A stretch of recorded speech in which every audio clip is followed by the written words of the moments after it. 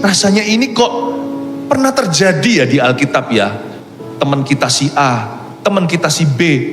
Sepertinya tidak ada perkara yang baru di bawah kolong langit atau di bawah matahari. Kita bisa melihat patron-patronnya. Sebenarnya gak ada pencobaan yang baru kok. Semua yang kita alami, sudah alami dan akan alami, pernah seseorang mengalaminya. Alkitab mencakup semua. Bahkan di kehidupan sehari-hari sekarang ini loh, Anda bukan satu-satunya yang mengalami pencobaan itu. Anda bukanlah satu-satunya di dunia ini yang kehilangan seorang teman. Atau yang pernah ditolak, pernah ditipu uangnya, pernah sakit apalagi, sakit penyakit marak sekali hari-hari ini. Atau bahkan ditinggal seorang yang dikasihinya. Berkabung hatinya karena meninggal dunia. Anda bukanlah satu-satunya. Semua itu sudah ada contohnya. Tujuannya adalah supaya kita sedia payung sebelum hujan.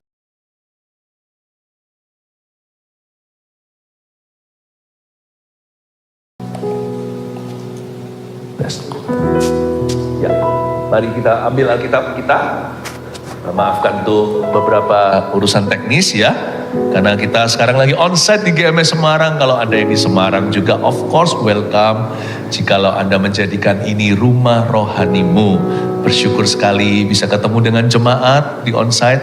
Sekarang online-nya juga ketemu dengan seluruh keluarga Saat Teduh. Beribu-ribu berlaksa-laksa yang sedang saat ini memuji Tuhan bersama-sama. Mari kita buka firman Tuhan bersama dengan saya di 1 Korintus pasal 10 ayat 11 sampai 13.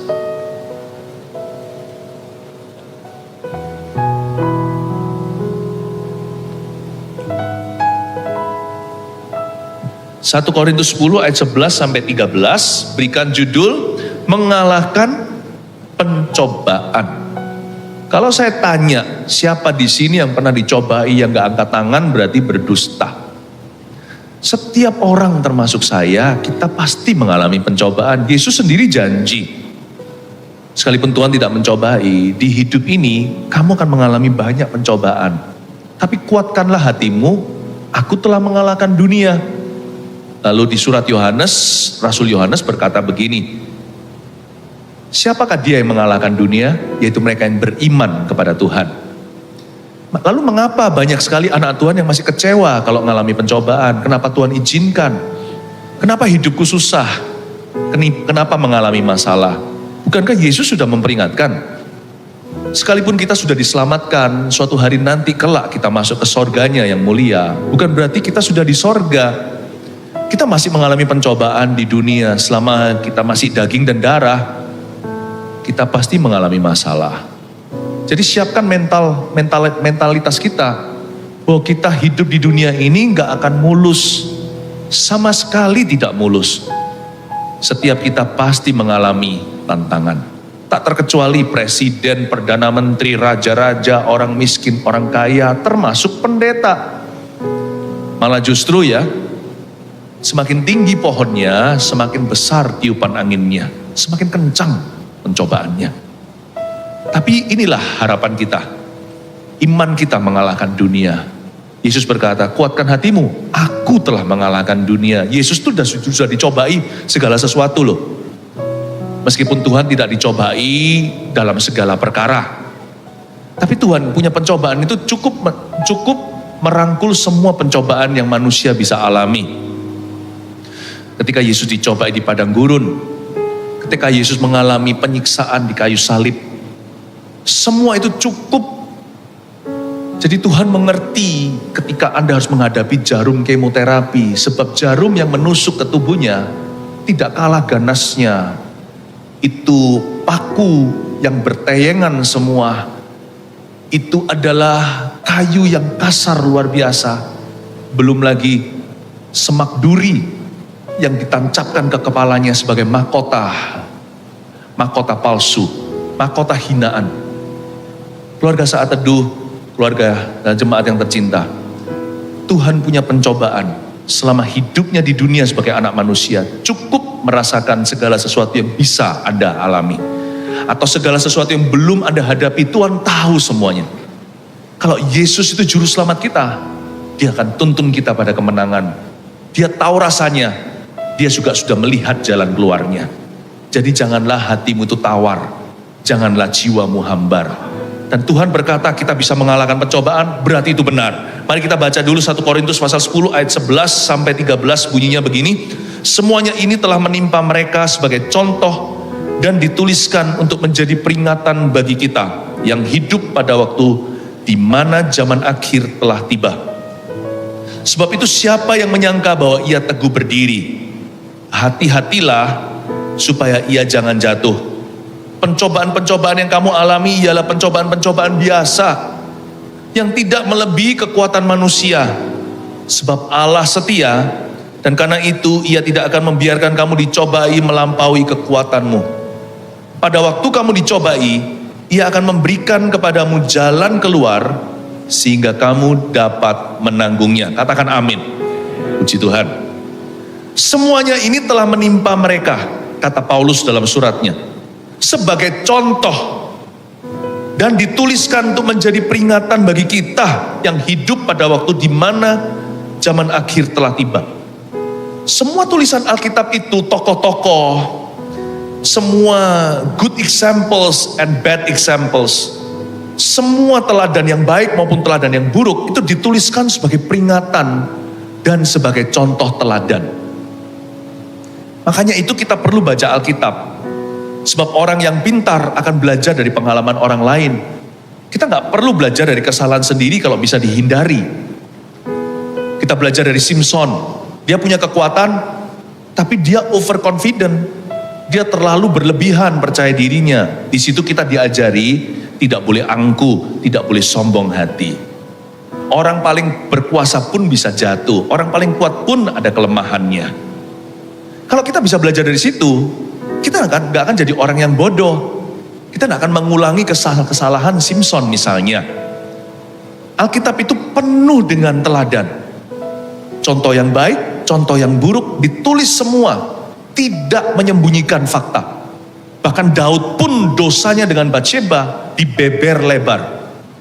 Supaya kita jangan berzina. Jikalau kita sungguh-sungguh memperhatikan setiap perkataan firman Tuhan dan masing-masing cerita ini bukan dongeng tapi kejadian sungguhan, maka hidup kita niscaya pastilah akan diberkati oleh Tuhan. Semuanya ini telah menimpa mereka, bangsa Israel khususnya, sebagai contoh untuk kita. Dituliskan menjadi peringatan. Orang yang baca Alkitab sungguh-sungguh dan dia mempelajari semua yang dituliskan di sini, gak pernah loh Alkitab itu munafik menyembunyikan sesuatu dari pembacanya. Baik tokoh-tokoh yang dibanggakan pun semua kelemahannya terpapar secara lebar. Tujuannya adalah supaya kita belajar. Dan kalau kita baca Alkitab contoh-contoh teladan tersebut, nanti waktu dalam kehidupan sehari-hari, kita akan melihat repetisi. Rasanya ini kok pernah terjadi ya di Alkitab ya. Teman kita si A, teman kita si B. Sepertinya tidak ada perkara yang baru di bawah kolong langit atau di bawah matahari. Kita bisa melihat patron-patronnya. Sebenarnya gak ada pencobaan yang baru kok. Semua yang kita alami, sudah alami dan akan alami, pernah seseorang mengalaminya. Alkitab mencakup semua. Bahkan di kehidupan sehari-hari sekarang ini loh, Anda bukan satu-satunya yang mengalami pencobaan itu. Anda bukanlah satu-satunya di dunia ini yang kehilangan seorang teman. Atau yang pernah ditolak. Pernah ditipu uangnya, pernah sakit apalagi, sakit penyakit marak sekali hari-hari ini. Atau bahkan ditinggal seorang yang dikasihinya. Berkabung hatinya karena meninggal dunia. Anda bukanlah satu-satunya. Semua itu sudah ada contohnya. Tujuannya adalah supaya kita sedia payung sebelum hujan. Belajar semua pengalaman orang lain ini, agar ketika kita mengalaminya, kita lebih ready. Ayat 12 bunyinya begini, sebab itu siapa yang menyangka bahwa ia teguh berdiri, hati-hatilah supaya ia jangan jatuh. Poin pertama tulis ya, 3 poin sederhana. Mengalahkan pencobaan harus dimulai dengan poin ke-1. Sadari bahwa setiap kita bisa jatuh. Justru orang yang merasa kuat itu pasti akan gagal. Karena itu Anda jangan terlalu merasa putus asa kalau Anda merasa nyali Anda nggak seberapa, imannya tidak terlalu besar. Di sini mungkin ada yang merasa imanku kecil, Pastor Philip. Gak apa-apa. Malah justru Anda bisa berdoa, Tuhan tambahkanlah iman. Bahaya orang yang merasa imannya itu kebal. Nanti biasanya kejatuhannya dia tidak terprediksi. Akan terjadi sebagai kejutan. Seperti orang yang kesandung sesuatu di siang hari terang. Karena dia terlalu menengadah kepalanya ke langit sana. Hidungnya naik ke atas, dia merasa dia orang paling hebat. Biasanya orang begitu. Jatuhnya bukan tengah malam, jatuhnya di siang hari. Dan apa yang menjatuhkan dia? Sesuatu yang simpel biasanya, sesuatu yang sederhana yang dia abaikan. Sebab itu siapa yang menyangka bahwa ia teguh berdiri, atau orang yang menyangka dirinya kebal, aku gak mungkin bisa jatuh. Oh, aku udah kaya kok, mana bisa bangkrut. Oh, aku pinter, pasti dapat kerjaan. Oh, gak masalah, aku dari kecil sudah dididik dalam kebenaran. Boleh sembarang pacaran di tempat-tempat gelap sendirian. Atau oh, tenang aja, kerohanianku itu sudah selangit. Bahaya ya. Tahu gak, kekebalan terhadap dosa itu hanya satu jikalau memang ada, kerendahan hati. Kalau kita rendah hati, kita akan bergantung sama Kristus. Karena kita tahu bahwa kita bisa jatuh. Orang yang begini justru waspada dan berjaga-jaga. Justru sebenarnya orang seperti ini punya kecenderungan jatuh, malah gak jatuh-jatuh. Karena dia waspada, karena dia berjaga-jaga, karena dia berserah, karena dia bukan hanya pasrah, karena dia bergantung sepenuh. Makanya dia gak jatuh, padahal nyaris-nyaris melulu. Rasanya orang begitu tuh kayaknya gak tahan. Orang ini dikit-dikit mau flu secara rohani, dikit-dikit mau jatuh, tapi kok gak jatuh-jatuh setelah 7 tahun berlalu. Karena dia sadar dia lemah, dia sadar dia perlu Tuhan. Karena dia sadar dia perlu Tuhan, maka dia mengambil tindakan, dia mulai beraksi, dia mulai mengambil langkah yang pasti untuk mendekatkan diri, membangun kerohaniannya, untuk membaca firman. Karena dia sadari di firman tertulis begini, dengan apakah orang muda mempertahankan kelakuannya bersih?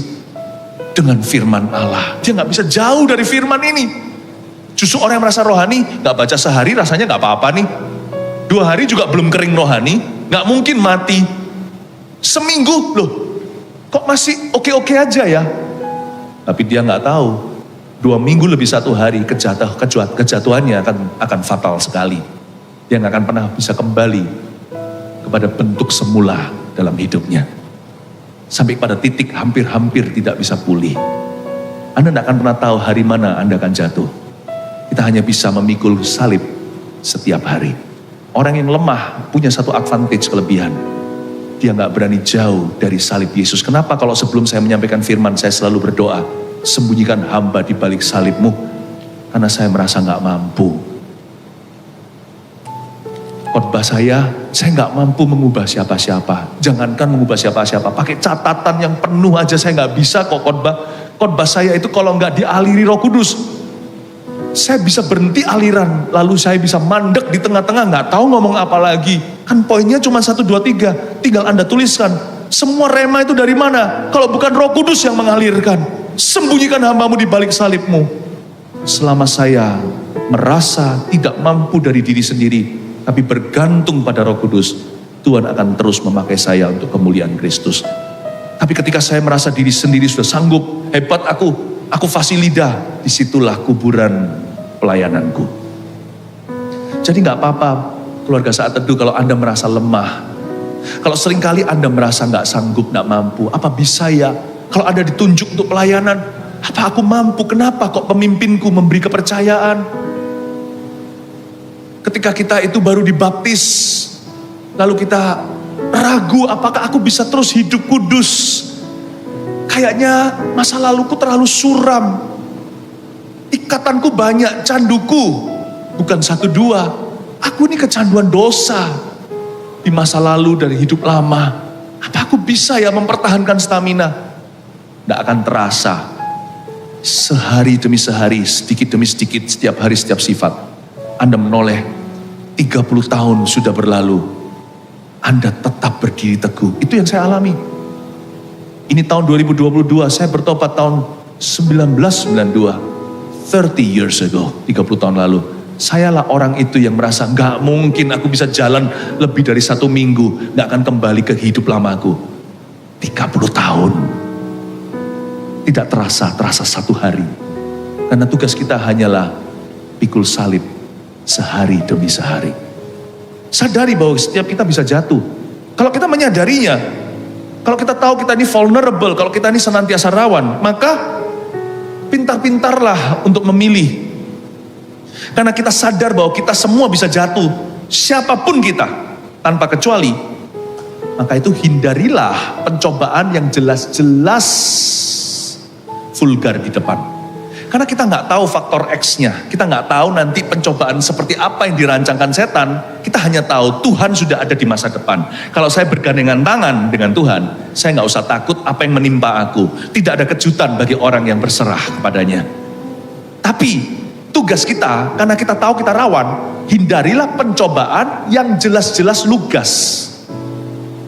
Dan tanggung jawab kita adalah to avoid known temptations. Kalau jalan di depan kita nggak tahu, hindari pencobaan yang Anda ketahui. Kalau itu jelas-jelas ketahuan, hindari. Kalau Anda mau jaga makan, tapi terus-menerus masuk ke dapur, itu namanya cari penyakit. Kalau Anda tahu Anda itu rawan, malah terus jatuh dalam pergaulan yang salah, ya keseret. Bukannya orang-orang yang mudah terpengaruh itu harus pilih-pilih pergaulannya. Kalau kita tahu kita ini bisa jatuh, dan kita nggak tahu masa depan itu apa yang menunggu, mari kita bijaksana, hindarilah pencobaan yang sudah jelas-jelas ketahuan. Hindarilah pencobaan yang nyata-nyata Anda sudah ketahui. Avoid known sins, avoid known temptations. Larilah, jauhi nafsu orang muda. Larilah dari hawa nafsu yang jelas-jelas Anda tahu Anda pernah jatuh di situ. Yang terlalu lugas di depan, yang ini sangat-sangat syarat dengan Anda. Daging Anda sangat hafal dan begitu kental mengikatmu zaman lalu. Kalau Anda tahu di depan itu Anda tidak hindari, ya salah sendiri. Orang yang menyadari dia bisa jatuh, dia pasti lari. Bukan lari karena takut, dia lari karena taat. Dia tahu bahwa ini gak boleh main-main. These are known temptations. Pencobaan ini sudah familiar sekali sama saya. Saya sangat familiar dengan pencobaan ini. Nah, yang unknown, yang tidak diketahui, serahkan ke Tuhan. Yusuf hari itu gak tahu kalau dia akan digoda sama istri Potifar. Dia lari juga. Yang tidak ketahuan, serahkan. Itu pun nanti pada waktunya Tuhan akan membantumu meresponinya. Tetapi yang ketahuan, itu tugas Anda, itu sudah ada dalam pengetahuan. Makanya itu make responsible choices. Buatlah keputusan-keputusan yang bertanggung jawab atas hidupmu. Justru di keputusan-keputusan kecil itulah kemenanganmu. Jangan pilih hanya medan perang besar. Medan kecil sehari-hari itu loh, itu justru di situ itu dibutuhkan pilihan-pilihan yang takut akan Tuhan. Sebab itu siapa yang menyangka, ayat 12 saya baca lagi, bahwa ia teguh berdiri, hati-hatilah supaya ia jangan jatuh. Pencobaan-pencobaan yang kamu alami ialah pencobaan-pencobaan biasa, yang tidak melebihi kekuatan manusia. Poin 2, tulislah. Agar supaya kita bisa mengalahkan pencobaan, maka poin kedua, poin berikutnya, jangan merasa pencobaan kita luar biasa. Karena jelas-jelas di ayat 13a, pencobaan-pencobaan yang kamu alami, berarti yang kita alami, adalah pencobaan-pencobaan biasa yang tidak melebihi kekuatan kita. Jangan merasa pencobaan kita luar biasa, karena itu yang setan mau. Kalau kita merasa pencobaan kita itu luar biasa, kita masuk dalam tipu muslihat setan. Memang pencobaan kita nggak mudah, kita nggak perlu sangkali, kita nggak perlu remehkan. Wah, pencobaan itu biasa. Waktu kita alami, kita rasakan sengatnya. Seperti kena bisa ular dan kalajengking rasanya. Hal-hal yang kita remehkan seperti orang-orang tua melihat anak-anak muda broken heart, putus pacar. Apaan sih gitu aja kok sedih. Tapi orang yang mengalami broken heart, ngalami sendiri betapa susahnya untuk dilalui. Tapi meskipun susah rasanya, fakta berbicara. Percayalah, jangan hidup berdasarkan perasaan. Karena perasaanmu bukan kebenaran. Hiduplah berdasarkan firman, karena firman itu kebenaran. Dan firman itu berkata begini, ini fakta Yesus Kristus. Pencobaanmu, apapun itu, semua tercakup di dalamnya. Selama Anda adalah manusia, maka ayat ini untuk Anda dan saya. Pencobaan yang kita alami ialah pencobaan yang biasa. Jangan merasa bahwa apa yang aku alami ini perkecualian, pastor. Nanti kita memegahkan pencobaannya. Harusnya kita harus melatih iman kita untuk merasakan kekuatan, bukan merasakan pencobaan. Pencobaan gak usah dirasa-rasakan, udah kerasa kok. Kekuatan itu untuk dirasakan, perlu iman. Jangan merasa bahwa you are an exception, Anda adalah perkecualian. Bahwa apa yang Anda alami itu extraordinary, atau sesuatu yang di luar biasanya. Atau seolah-olah Anda adalah satu-satunya. Saya ingatkan sekali lagi ya, supaya kita gak GR yang salah kalau ketika kita dirudung masalah. Tahu gak? Yang pasti kita bukan orang yang pertama ngalami itu. Sejak Adam dan Hawa kita bukan orang pertama yang ngalami apapun yang Anda alami itu. Kita bukan orang ke satu. Dan kita juga bukan orang yang terakhir akan mengalaminya. Makanya kita harus menang. Supaya kita bisa menjadi kesaksian dan pertolongan. Orang yang menang itu kan bisa menolong orang lain. Saya suka orang-orang yang memberi kesaksian itu. Karena mereka adalah orang-orang yang ngalami sendiri.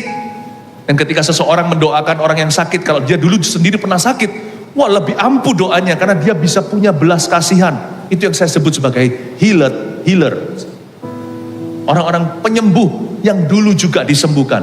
Sama kan hari ini kita sebagai seorang saksi Kristus menginjili, memberitakan Injil kepada orang lain. Karena kita sendiri pernah mengecapnya, merasakannya. Kita orang berdosa diselamatkan, sekarang kita ingin orang berdosa lainnya juga diselamatkan. Anda bukan orang terakhir yang mengalami ini. Nanti akan ada lagi. Selama Tuhan belum datang, bumi masih berputar pada porosnya. Akan ada orang berikutnya yang mengalami apa yang Anda alami. Mirip minimal. Plek sama enggak? Enggak ada orang yang mengalami masalah yang sama. Enggak ada dua orang yang mengalami masalah yang sama plek. Enggak ada. Tapi ini kabar baiknya. Kita pasti menang. Anda pasti menang. Katakan amin. Dan Anda akan menjadi kesaksian dan pertolongan bagi orang lain. Berikan tepuk tangan untuk Tuhan. Dimulai dengan ini dulu. Do not glorify your problems. Don't magnify your problems. Magnify itu, magnifying glass itu adalah kaca pembesar. Jangan besar-besarkan masalah. Pasti manusia itu sudah bakatnya Adam dan Hawa. Dari sono-sononya kita itu sudah punya talenta. Yang pasti ya, masalah kita akan terasa lebih besar dari aslinya. Apalagi kalau diakui dengan mulut kita, seluruh badan kita itu seperti disetir oleh nakoda karena lidah kita itu berpengaruh. Kalau kita besarkan masalah kita terus, wah rasanya kita orang paling malang di dunia, seluruh badan kita, sel tubuh kita akan mengikuti. Iya betul, kamu memang kalah. Kita akan seolah-olah merasa orang yang paling terpuruk di dunia. Lebih susah beriman. Bukannya justru kita harus mengakui janji-janji Tuhan. Karena kita ini punya bakat alam dari tubuh kita yang sudah jatuh. Setiap kali kita mengalami masalah, setiap kita itu berbakat untuk membesar-besarkannya. Yang pasti ya saya yakin, mau 1 mili atau 1 senti bahkan 1 kilometer, masalah kita pasti lebih besar dari realita. Pasti lebih gede dari aslinya. Karena kita itu bakatnya membesarkan. Makanya kita harus lawan arus kalau kita mau menang. Kalau kita mau mengalami kuasa Allah, akuilah firman-Nya. Kita harus punya disiplin yang tinggi untuk berbalik arah. Janganlah ikuti Adam, ikuti Kristus. Kalau Adam itu membesarkan masalahnya, kalau Kristus kita memuliakan Bapa, kita mengagungkan, menceritakan perbuatannya. Jangan merasa pencobaan kita luar biasa, karena memang tidak demikian. Karena Tuhan yang paling tahu sebenarnya pencobaan kita itu tidak melebihi kekuatan kita. Buktinya kita masih bisa mengeluh, berarti kita masih kuat mengeluh. Paham maksud saya? Buktinya kita masih bisa ngomel, masih bisa marah sama Tuhan, kecewa, berarti kita masih punya kekuatan untuk berdoa. Tapi peluru kita gak pakai untuk tembak musuh, peluru kita pakai untuk bunuh diri. Mengeluh itu membunuh dirinya sendiri. Ngomel itu menghancurkan iman. Marah sama Tuhan, wah gak ada lebih besar kerugian daripada kalau kita marah pada Dia satu-satunya yang bisa menolong kita. Jangan merasa pencobaan kita luar biasa. Mulai hari ini jadi orang yang moderat saja. Kalau kita ngalami masalah, ya aku punya masalah yang besar, tapi Tuhanku lebih besar. Nah itu kan beda. Besar memang kita akui, kita nggak remehkan. Tapi ketika dikasih satu kata Tuhan lebih besar, persoalan kita jadi biasa. Ya, saya melihat orang yang imannya itu dewasa ya. Padahal kalau saya lihat saja masalahnya aja saya gentar loh. Tapi orang itu melaluinya, dia bisa penguasaan diri. Dia tidak membesarkan, tidak panik sendirian. Dia bisa berkata, ya tolong doakan ya. Cukup dia berkata, tolong doakan agar mujizat terjadi bagi keluarga kami. Dia nggak perlu mengeluhkan musuh. Dia berkata masalahnya begini. Faktanya saja tidak perlu bumbu. Dan dia berkata, doakan kami. Sebab saya percaya Tuhan mendengar doa. Ketika aku tak berdaya, kuasanya sempurna. Lihat itu. Itu yang ditakuti sama setan. Kalau Anda bisa menang di pengakuan, sisanya adalah Tuhan. Jangan merasa pencobaan kita luar biasa. Nanti kita kepancing masuk yang enggak-enggak sama musuh kita. Yaitu iblis dan kedagingan. Yang terakhir, kita baca lagi ayat 13a, lalu lanjut dari sana. Pencobaan-pencobaan yang kamu alami ialah pencobaan-pencobaan biasa yang tidak melebihi kekuatan manusia. Sebab Allah setia. Katakan Allah setia. Sebab Allah setia dan karena itu ia tidak akan membiarkan kamu dicobai melampaui kekuatanmu. Ya. Allah itu punya satu karakter. Pencobaan tidak melebihi kekuatan itu bukan karena kita yang menakar atau mengukur kekuatan pencobaan. Tapi karena kita punya Allah yang setia. Tuhan itulah remnya. Dan satu hal lagi, setiap masalah kita itu ada tanggal kadaluarsanya. Itulah kabar baiknya. Nah, kalimat terakhir ini adalah poin ketiga. Pada waktu kamu dicobai, ia akan memberikan kepadamu jalan keluar. Coba katakan lagi, jalan keluar. Pada waktu kamu dicobai, ia akan memberikan kepadamu jalan keluar sehingga kamu dapat menanggungnya. Katakan menanggungnya. Katakan dapat menanggungnya. Saya ulang, pada waktu kamu dicobai, ia akan memberikan kepadamu jalan keluar sehingga kamu dapat menanggungnya. Poin ketiga, mengalahkan pencobaan itu agar kita bisa mengalahkan pencobaan. Temukan jalan keluar yang Tuhan berikan. Temukan jalan keluar yang Tuhan berikan. Yang Tuhan berikan loh ya. Bukan segala macam jalan keluar. Ada opsi-opsi jalan keluar lain namanya jalan pintas. Udah kalau begini aku balas. Nah itu jalan pintas. Tapi apa menyelesaikan balas dendam itu? Atau kalau itu pencobaan seksual, ya sudah aku lakukan. Ya sudah kali ini aku jatuh loh, no big deal. Aku lampiaskan. Melampiaskan hawa nafsu atau gratifikasi atau memuaskan nafsu badani, itu bukanlah jalan keluar yang Tuhan tawarkan. Pada waktu kamu dicobai, ia akan memberimu jalan keluar. Jalan keluar itu nggak tentu jalan pintas, tapi kita mesti sabar. Sebab kalau jalan pintas itu bisa menyelesaikan, buat apa jalan keluar dari Tuhan? Ternyata enggak. Ketika kita melakukan dosa seks itu, kita akan terbelenggu. Dan itu berubah jadi dari satu dosa menjadi candu. Menjadi mata rantai yang tidak bisa putus. Dan jadi berat dosisnya hingga harus melakukan dengan seseorang, terjadi kerusakan rumah tangga. Atau jikalau balas dendam, gigi ganti gigi, mata ganti mata, selama masih ada gigi di mulut kita, orang lain akan balik balas dendam pada kita, gigi satunya akan dipatahkan. Lalu sampai kapan? Sampai rompal dua-dua, sampai ompong semuanya. Apakah itu menyelesaikan? Dua-dua dirugikan. Ternyata jalan pintas yang setan tawarkan itu membuat semakin parah. Tapi pilihlah, bahkan temukanlah jalan keluar yang dari Tuhan atau yang Tuhan berikan. Tapi juga nggak ada jalan keluar itu artinya free from temptation. Yang itu maksudnya bebas penuh dari pencobaan, aku bebas total. Itu namanya meninggal dunia. Selama kita masih hidup, kabar baiknya, berarti kita masih dicobai. Saya balik, kalau kita masih dicobai, berarti good news, Anda masih hidup. Kalau kita mau sungguh-sungguh jalan keluar yang maksudnya, yang artinya total bebas, free, bebas sama sekali dari permasalahan, persoalan, tekanan, bebas dari pencobaan, bebas dari ujian, ya gampang. Meninggal dunia, tapi bukan bunuh diri. Kalau bunuh diri, masuk neraka. Melek di sana, bukan lari dari masalah, keluar dari mulut buaya, masuk ke mulut ular beludak. Keluarga saat teduh, gak ada jalan keluar yang dimaksudkan jalan keluar sini bukan bebas tidak dicobai.